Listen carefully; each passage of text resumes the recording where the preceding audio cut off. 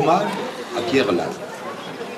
Dès que j'ai appris que j'étais obligé d'écrire l'hommage d'intronisation de M. Pierre Lannes, j'insiste sur le terme obligé car aucun des membres de la confrérie ne voulait s'y coller. J'ai été pris d'effroi car, connaissant plus que tous la bête qui se cache derrière cet homme à l'allure affable, la tâche me paraissait insurmontable. Pourtant, devant mon devoir, ma main moite a fini par saisir fébrilement une plume tremblante qui, après avoir loupé 3 fois l'encrier, a fini par tracer sur une feuille blanche ce qui suit. Je ne commencerai évidemment pas à m'amuser par son nom de famille. Il est trop facile de ridiculiser quelqu'un qui a le même nom qu'un animal.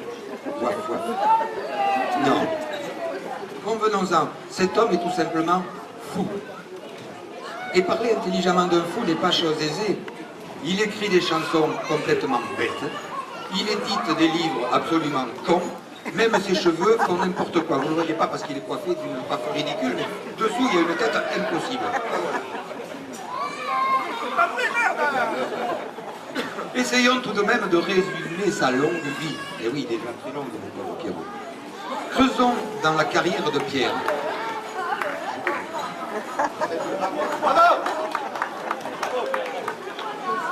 Avant tout, notre homme est musicien. Son premier cri fut un la absolu, ce qui lui permit d'interpréter plus tard du Beatles ou du Bobby Lapointe dans tous les bals du sud de la France avec une aisance jusqu'alors inégalée. Puis, il devint compositeur, interprète, arrangeur. Je l'ai connu pour la première fois à cette époque, dans les années 70. Ce feu d'artifice sur pattes m'a dans un premier temps perturbé, puis rassuré. J'ai alors collaboré à sa furieuse douceur en illustrant quelques-unes de ses pochettes de chansons délirantes gravées sur des microsicons. Je passe vite sur la période où Eddie Barclay, ayant décelé chez cet ovni de son surplus de talent, qui lui collait à la tignasse, l'avait pris dans son catalogue de stars. Un monde étoilé qu'il a toffé de fuir rapidement, car ces gens-là n'étaient pas fous, non, ils étaient cons, mais des cons qui exagèrent. Alors, ce grand communicateur devant l'éternel s'est orienté vers les affaires. Figurez-vous que cet homme-là, qui, comme vous et moi, plutôt comme vous, ne ressemble à rien, fut pendant de très nombreuses années directeur de communication chez Tati. Oui, si vous avez un jour fait vos courses dans ces magasins fabuleux, il était au fond du sac, Pierrot, il était caché partout. Mais le pays, les cigales, le pastis et les amis ont rappelé notre artiste en sommeil à la maison pour réveiller avec bonheur, avec son Anne-Marie chérie, sa folie endormie. Rebonjour la musique, rebonjour les amis et surtout l'écriture. Cher Pierre, ta plume te ressemble, incisive, directe, surprenante, ébouriffée. Chacune de tes pages est un court-métrage, ou plutôt un court-métrage. Tu as le mot qui nous chatouille toujours là où ça ne gratte plus depuis très longtemps. Mais j'arrête ici ces compliments qui pourraient paraître excessifs et provoquer une bouffée de jalousie chez les auteurs de la confrérie qui m'écoutent ébahis.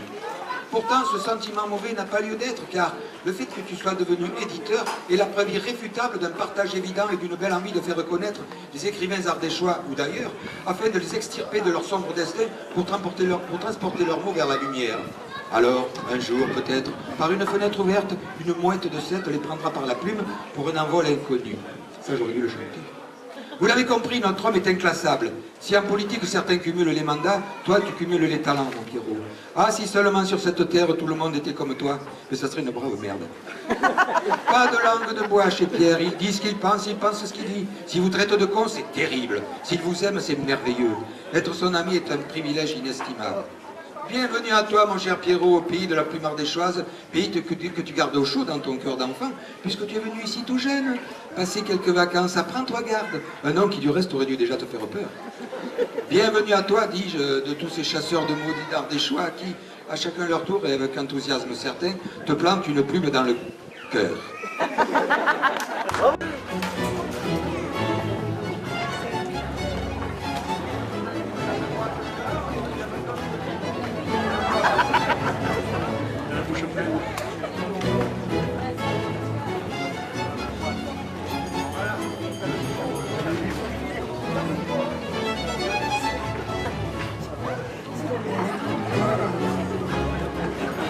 Le nouveau marbre.